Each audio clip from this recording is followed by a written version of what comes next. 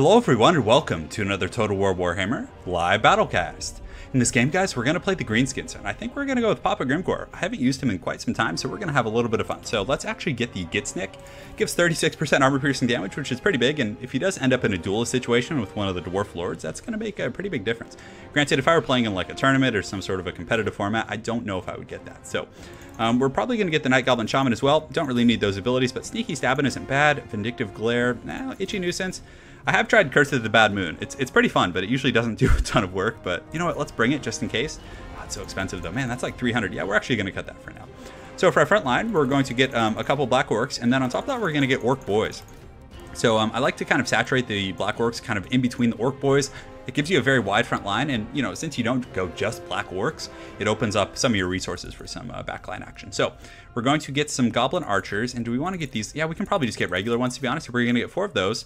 And basically what I use these as is if he has like Thunders or Quarrelers, I focus them with all 4. And with the Rusty Arrows kind of sundering their armor, it can do some serious work. So on top of that, we're going to get a Hammer of Gork here. And let's see, what map are we on? So we're on Waldenhof. Man, I don't even remember what that map looks like. Totally blanking on that. But we could get some Squig Hoppers, or maybe just some regular Squigs. That's always a good time. So we're going to get a couple of those guys for the front line. We'll get the Mangy Marauders. Mangy Marauders are awesome. Really, really good kind of frontline skirmisher. If the enemy has Slayers, you can shoot them down. If the enemy has Gyrocopters, it can pretty much deal with that threat. It's just a very diverse unit that, you know, can do very well for you.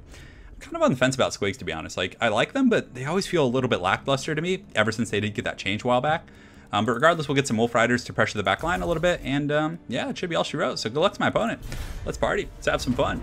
But man, I really do enjoy playing the Greenskins. They're and you know, I do think they're also a competitive faction. Like, if I had to give like a tentative tier list, and keep in mind this is just off the top of my head, I haven't really put too much thought or analysis into this, but I would definitely say the Greenskins are, you know, I wouldn't say they're top tier, but they're definitely, you know, contenders in, you know, the second or third, you know, slot. You know, Empire I still think is one of the best, as well as Bretonnia. I mean, Empire just has so many tools. Granted, they do lack it, you know, infantry line in the front. They just have so many other resources. I mean, they have pretty much all of the good lords of magic. They have pretty powerful flying lords that can, you know, hit like trucks and really, you know, turn the tide of a game by sniping an enemy caster. Silver Bullets, you have the Sterling's Free Company, and I mean, Templeoff Luminarch I wouldn't really call a competitive unit, but you know, they just have so much stuff. It's definitely hard to contend with them. But Greenskins, they got some good tools as well. They got pretty decent little missile units for their cost. They have a good infantry line, some decent lore choices. So yeah, I definitely think they're not bad. So let's put these guys right here. These Gobos can be right here. We're gonna have a pretty wide little front line here. It's gonna be interesting. I always like these grudge matches, but you know, I prefer to be on the side of the Dawi, but you know, it is what it is. Greenskins are probably one of my, you know, second or third favorite factions. So, but yeah, Chaos has gotten quite a bit better as well. So we're gonna put the Squigs actually on the flanks of the army. We're gonna use them more as a frontline unit rather than a flanker. And Grimgor can lead the Black Orcs in the front line. So Grimgor, he gives you that really, really solid frontline presence. I mean, he just fights like, I mean, his leadership isn't the best, but man, he just gets down and dirty in there. And if you get him on like a Runesmith, which is pretty much what I always try and do, he's gonna wreak some serious havoc. So. Guys, also, if you're getting a Night Goblin Shaman against the Dwarves, make sure to get rid of Sneaky Stealing. It does cost quite a bit of money, and you do not need it. Cool, so he's here. This is going to be in 2. These guys can be in group 3, which is, oops, didn't want to look that way. We'll put him over here on the side. We don't want to start like right in front, because if he has like cannon set up here, I don't want to take like a volley for free in the beginning. And the Goblin Wolf Riders can be over here. Cool, so I think we're good to go. Let's have some fun. All right. So my opponent has the high ground, of course. I have the high ground down again. We're going to start shooting at these Thunders. We're going to go on the sides, and basically we use these Goblin Wolf Riders to just shoot at Slayers and try and like poke those guys down. And let's see if we can sneak over there. So everything seems to be going to plan. We are going to take some artillery fire. So you can see the Orc Boys taking a few shots. My opponent, you know, oftentimes the first volley is going to just go after the wrong target, but he's going to Goblobber us, which is going to hurt our leadership pretty bad.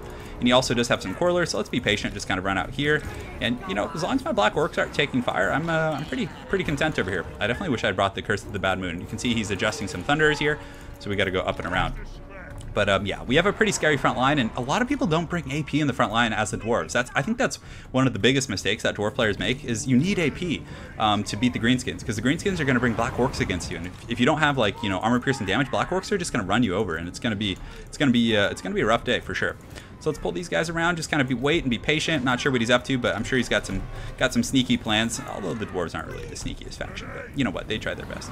Cool, so Grimgore's taking a little bit of damage, which is a little unfortunate here. We'll get the Black Orcs kind of charging in here. These guys can go in here, and he does have a pretty thin little front line. So we'll have these guys go right up the pipe against those Norgumlings Ironbreakers, and I probably should have been targeting those guys with my artillery piece. So great. So our whole front line is pretty much doing its thing, and we can go ahead and get these guys kind of collapsing there, and these dudes can go ahead and shoot here. Great. So we are taking that fire, though. So well played by my opponent, you know, keeping that perpetual pressure, but I think we can slam into these Thunders right now, actually. These Squig Herds we can go up and around, and these Squig Herds we can go up and around as well. Great, so we do have the Itchy Nuisance, so we're going to pop that relatively shortly once the fighting gets underway. And our missile units are here, but yeah, he actually looked to, he was able to rout off some of my stuff, so we're going to charge in and get on this cannon right now, and just, you know, it's probably worth it, to be honest. Let's pull these guys and just keep trying to find an opportunity. We have to be really patient here, so... did he use a rune? Oh, he used Marked by Ulthar, so he might be trying to target my Lord, so we're going to kite back a little bit, but we're going to be able to really just... Oh yeah, the Ulthar's Raiders are such a good target, so yes, now we can target those Slayers, which is going to be great. And these guys here, we can go ahead and get them on the Squigs, which is going to be really rough for my opponent, and these guys can go ahead and get on these Quarrelers. So that's kind of like the whole swarming mechanic. That's why you bring so much stuff. It's just very overwhelming for the Dwarves, who tend to bring a lot of expensive, fancy units to deal with all this stuff. So we are getting some decent fire here, but, you know, we're still taking Quarreler fire, which is not what we want to be doing. We're coming in here, and we do have the sneaky stabbing, so we're going to give it to these Black Orcs to help them, you know, fight against those units. Nice blasting charges by my opponent, but I don't know if it's going to be enough. Okay, so these guys are still in position here. Where do those Slayers go? Are they still around here somewhere? But anyways, we'll just, you know, start shooting in here, having a little bit of a good time, and we're in here now. So we're going to go after this Runesmith. We're going to pop the Wah, which is really going to just basically juice us up. And he does have Ungrim. So Ungrim is, you know, someone who can do some work there, and look how well these Goblins deal with those Ulthar's Raiders. It's pretty impressive for sure. So right now we probably want to switch our focus over onto some of these Slayers right here, which are obviously going to be a pretty good choice. And we have Collapse's back line, and you can see the Orc Boys and everyone are going to be doing pretty well for ourselves. So let's actually collapse them into the back of that. And our Godblobber is back online, so let's waddle them back over here. I think it had been online for a while, but regardless, a lot going on, guys. Gotta stay on top of all these things. So our missile line here is doing some good skirmishing. You can see that's a pretty bad situation for the Dawi. I mean, like, their whole side flank here has been compromised. The Goblin Wolf Riders are just kind of poaching everything. Let's get these Orc Boys onto these Quarrelers to make sure they stay offline. Great. So yeah, so we're beating down that Runesmith. We're not going to pop Gitsnick yet. I'm going to save that for the Dawi Lord himself. We're going to cast that Itchy Nuisance right there, which is going to be really good. And just look at this Goblin firing line, just pouring fire into them, which is just so much damage. I mean, it really does add up. And you can see the Orc Boys in the back have collided into some of these Quarrelers who definitely in for a bad time. And Orc Boys, like, you wouldn't think they're good on paper in this matchup, but you know what? We're gonna give this guy a showdown right now. So we're gonna pop Gitsnick, and hopefully we'll do well. Yeah, that Runesmith is taking. Oh man, look at that damage that Grimgore just did to him. That's pretty strong. We're also gonna pop Sneaky Stabbing on him, which is going to give us a pretty big kind of a burst of power. We do have so many guys. So let's get these Black Orcs kind of recentered right here, and these guys can kind of come around the flanks over here, and these Orc Boys can collapse right here. So we're in that fight right now. It's going okay. It's pretty even, I would say. But again, he did have a little bit more health than us in like the initial engagement. So, you know, he might be, well, even with Gitsnick, I don't know if we're going to be able to get him. So we'll just keep fighting the good fight. I mean, the bounce fire is pretty heavily in our favor, so I don't know if he could come back anyways. But yeah, I think he's going to rout right now. Wow. So, looks like Papa Ungrim was doing some good work for sure. He broke Grimgore down pretty hard. But the rest of his forces are getting pretty much collapsed. I mean, the Black Orcs and other guys are probably going to surround here, and I don't know what else he's going to be able to do from there. But regardless, let's get these Orc Boys coming in here. And do we have any other stuff? Yes, we do have some Squig Herds that can come back in here. So we'll keep shooting into this pocket. We have all our Black Orcs and other guys kind of collapsing here, and he does have 67 Norgumlings Ironbreakers left, so he might be able to do something. Let's go ahead and pop this debuff here, just kind of do as much damage as we can. And let's get these guys kind of, you know, well, these guys can keep fighting, but basically we want to get the Orc Boys and everyone kind of surrounding here. Yeah, it looks like the cannon and everything's going to get shut down here. Honestly, what we probably could do that would be pretty effective is if we actually just, you know, pulled back our troops right now and just disengaged our entire melee corps if it was like a really tight game. Which, I mean, it potentially is since our Lord took a bit of a beating here, but we're going to keep him nearby just for, like, leadership purposes.